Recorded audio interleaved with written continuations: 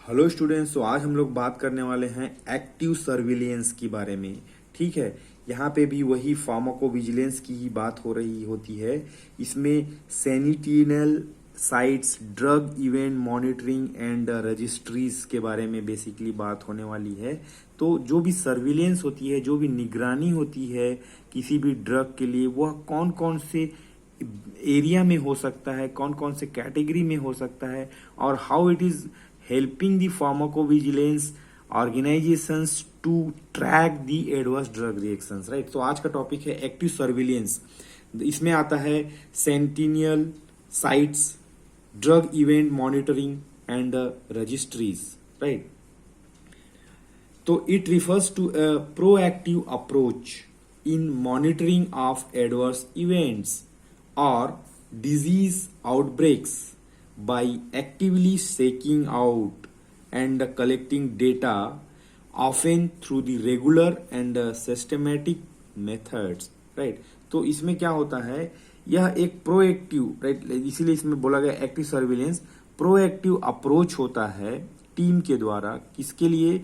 Monitoring दी adverse drug reactions और disease outbreak, जो भी मतलब किसी बीमारी से लोग मर रहे हैं या किसी ड्रग से अगर कोई एडवर्स ड्रग रिएक्शन हो रहा है उसको मॉनिटर करने के लिए, राइट। तो इसमें क्या होता है, डाटा कलेक्ट किया जाता है रेगुलर और सिस्टमेटिक मेथड्स के द्वारा, राइट। सो ऐसे कौन कौन से एरिया हो सकते हैं जहां से हमको डेटा मिलने वाला है और वो हमको हेल्प करेगा एडवर्स ड्रग रिएक्शंस को ट्रैक करने में। ठीक है, तो इसमें जो है फर्स्ट आपका आता है सेंटिनल साइट्स, राइट। सो सेंटिनल साइट्स क्या होता है, यह एक तरह का एरिया होता है। ठीक है, these are strategically chosen locations where surveillance systems are established to monitor specific health indicators, disease or events, providing early warning signals and representative data। ठीक है, यह एक तरह का मतलब सेलेक्ट किया हुआ एरिया हो सकता है जहां पे सर्विलेंस सिस्टम को इस्टेब्लिश करके मॉनिटर किया जाता है किसी भी हेल्थ इंडिकेटर्स को। कोई सिग्नल तो नहीं मिल रहा है, कोई साइड इफेक्ट तो हो रहा है उस ड्रग को, है ना, या उस किसी भी तरह का मतलब वो है, तो ताकि अर्ली वार्निंग सिग्नल्स को मतलब अचीव किया जा सके और रिप्रेजेंटेटिव डेटा हमको मिल जाए, जिससे हम उस ड्रग को बैन करने में, उस ड्रग को मॉडिफाई करने में और रूल्स रेगुलेशन को चेंज करने में आसानी होगा। तो ये सेंटिनल साइट्स क्या हो सकते हैं, हॉस्पिटल्स हो सकता है, कोई क्लिनिक्स हो सकता है in a specific region, like कोई डिस्ट्रिक्ट में या फिर कोई अर्बन एरिया में, है ना, to monitor the spread of infectious disease, right. तो यहाँ पे कोई भी, जैसे कि मान लो कोविड-19 अगर हो रहा है तो वो फर्स्ट फलाने डिस्ट्रिक्ट में आया था तो उसको मॉनिटर करेंगे। ठीक है, तो वहाँ obviously the number of patient use to be increased those days, right, in clinics की। आज इतने एक्टिव केस रिकॉर्ड हुए, आज इतने रिकॉर्ड हुए, तो उसको हम ट्रैक कर पाएंगे कि मतलब what kind of things are going on the particular infectious disease or maybe in the drug event or maybe in the disease outbreak, like कितने लोग मर गए उस कोरोना के दौरान उस पर्टिकुलर डेट में, वो चीज यहाँ पे ट्रेस हो पाता है। ये हम सब ऑलरेडी एक्सपीरियंस कर चुके हैं, है ना। तो पर्पस क्या है, ऑब्जेक्टिव क्या है सेंटिनल साइट्स का, to serve as early warning systems by monitoring specific health indicators और disease, right।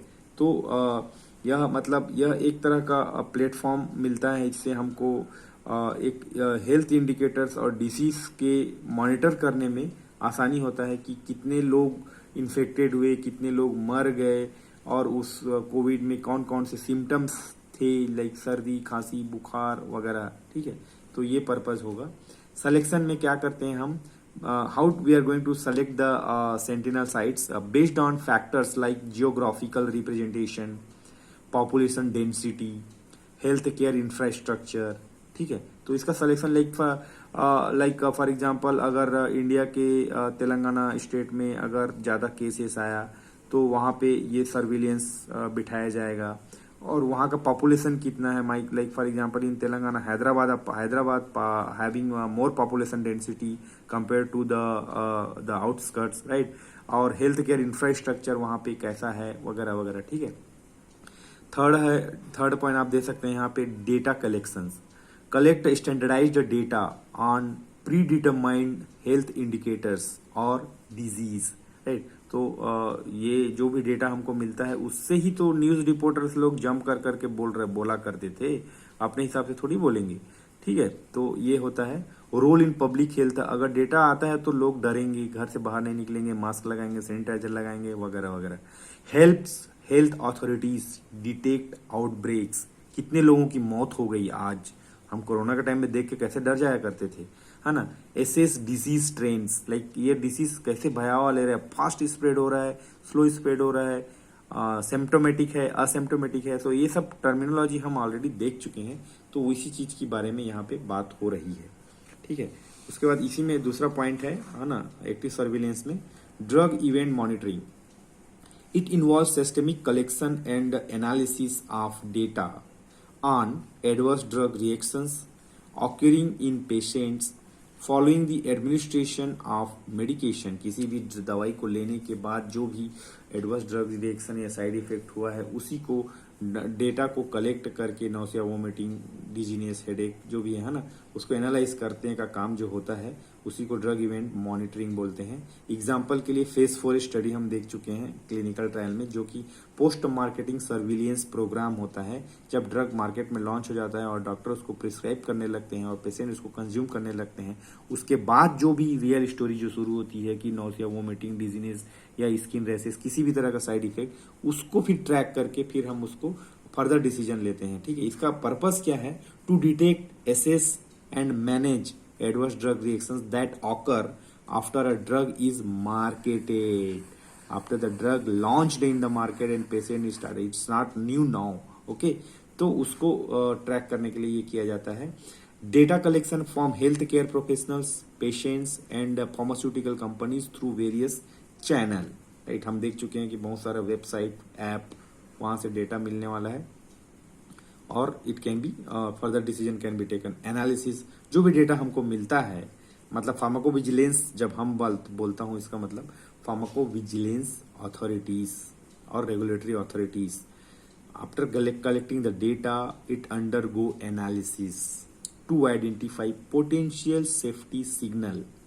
कुछ है क्या, एसेस कैजुअलिटी, मौत किस लिए हुआ, सीवियरिटी कितना गंभीर है, फ्रीक्वेंसी कितना मतलब फास्ट हो रहा है ना, वो चीज को हम ट्रैक कर पाएंगे। Regulatory action, updating drug levels, अब ये सब ट्रैक हो जाने के बाद रेगुलेटरी बॉडी जो है, ड्रग रेगुलेटरी अफेयर्स जो है, वह एक्शन पे आएगी और ड्रग के लेवल को चेंज करेगी कि ये ड्रग लेने से लीवर डैमेज हो रहा है रे, और ये ड्रग लेने से स्किन रैशेस हो रहा है, ऐसा टाइप का। इशूइंग सेफ्टी एडवाइजरीज, है ना, कि this drug should not be taken in this condition, है ना। विड्रॉइंग ड्रग, समटाइम्स ड्रग को पूरा बैन करना पड़ेगा, विड्रॉ करना पड़ेगा फ्रॉम द मार्केट, कि अब ये ड्रग का मैन्युफैक्चरिंग नहीं होगा, मार्केटिंग नहीं होगा, ये बैन हो गया, जैसे कि निमेसोलाइट हो गया, हमारे कंट्री में बैन हो गया है, बट अभी भी लोग खाते हैं, I don't know why.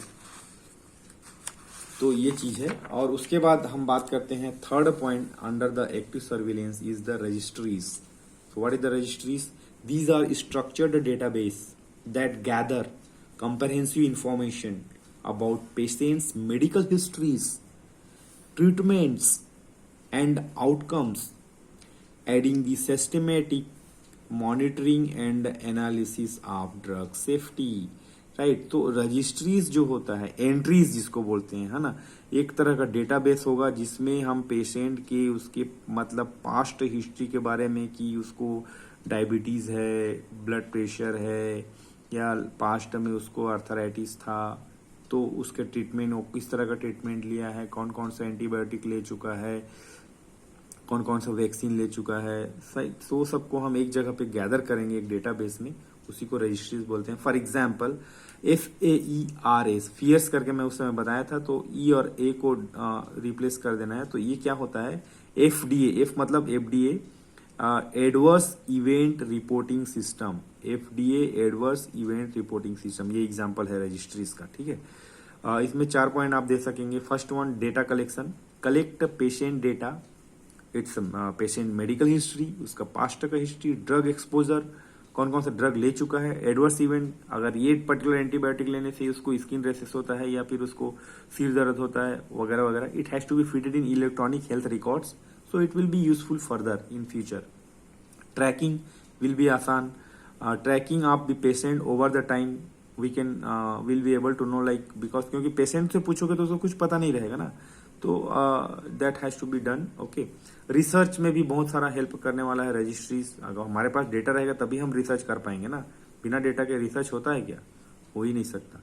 Registry serves us valuable resources for observational studies, may be phase 4 studies कि ड्रग मतलब ड्रग मार्केट में लॉन्च होने के बाद जो ड्रग लिया गया उससे क्या क्या साइड इफेक्ट्स आए, अगर वो रजिस्ट्रीज में एंट्री रहेगा तभी ऑब्जर्वेशनल रिसर्च किया जा सकता है कि ये ड्रग इस डोज में, इस एरिया में, इस सीजन में वगैरह वगैरह। क्लिनिकल डिसीजन मेकिंग, अल्टीमेटली गोल तो वही है ना कि ड्रग चलने देना है या रोकना है या चेंज करना है। Data form registries inform clinical decision making by providing insights into risk and benefit of medications। ये मेडिकेशन लेने के, ये एंटीबायोटिक लेने के बाद क्या क्या रिस्क हो सकते हैं, क्या क्या फायदे हो सकते हैं, क्या क्या नुकसान हो सकते हैं, उस चीज को जानने के बाद क्लिनिकल डिसीजन लिया जा सकेगा। ठीक है, तो इस तरह से आपका यह एक्टिव सर्विलियंस भी कंप्लीट हो जाता है। ठीक है, तो इसमें मतलब 3 पार्ट में इसको डिवाइड कर दिया गया था, sentinel sites, drug event monitoring and registries, right. तो तीनों को बहुत ही आसान लैंग्वेज में समझाने की कोशिश किया गया है। यह नोट्स आपको टेलीग्राम चैनल में PDF फॉर्म में मिल जाएगा, लिंक मैं डिस्क्रिप्शन बॉक्स में दे दूंगा, आप वहां जाके डाउनलोड कर लीजिए, या तो अपना खुद का नोट्स बनाइए या फिर इसी नोट से डायरेक्टली पढ़ सकते हैं। Thank you.